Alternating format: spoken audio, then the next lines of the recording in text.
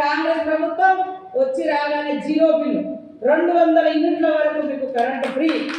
Already మొన్నే open చేసినాం, ఈ రోజు కూడా మన దగ్గర మళ్ళీ ఓపెన్ చేస్తాం. అదే కాకుండా మహిళలందరూ కూడా ఆ రోజు కష్టపడుతున్నారు.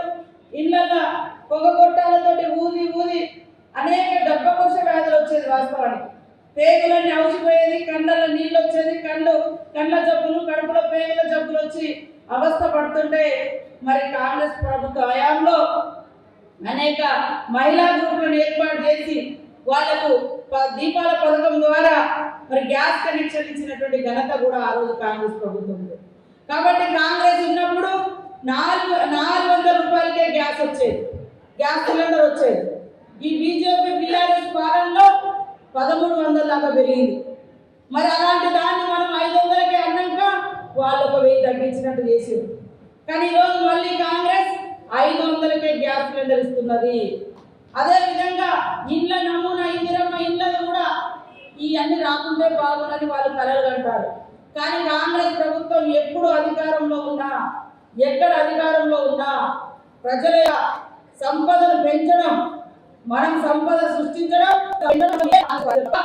కోసము లేదా ఎన్నికేసుకోవడం, 1,00,000 కోట్లు కట్టి కాళేశ్వరం లాంటి ప్రాజెక్టులను కనీసం రోడ్లను కూడా వాళ్ళు మనకు పర్మిషన్ ఇవ్వలేదు. పైగా ఇక్కడటువంటి ప్రజల్ని మరి ఫారెస్ట్ అధికారులు కొట్టేటువంటి పరిస్థితి కూడా వచ్చిందంటే దీంట్లో సెంట్రల్ ప్రభుత్వం యొక్క భాగస్వామ్యం. పేదలను ఆదుకోవడం అంటేనే కాంగ్రెస్ ప్రభుత్వం. ఇవాళ వచ్చి రాగానే పథకాల అమలుతో పాటు ఇల్లు, ఏ ఊరు పోయినా ఇల్లు కూలిపోయి ఉన్నాయి. అలాంటి వాటిని నియోజకవర్గానికి 3,500 చొప్పున మరి ఇల్లు ఇస్తా ఉన్నాం 5 లక్షలతోటి.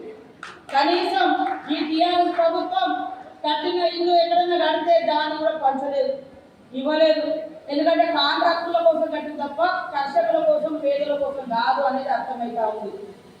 ఆదిలాబాద్ జిల్లాకు గత ప్రభుత్వాలు అన్యాయం చేసినాయి. అందుకనే సీఎం రేవంత్ రెడ్డి గారు మొదటి అడుగు ఉమ్మడి ఆదిలాబాద్ జిల్లాలో పెట్టిండు.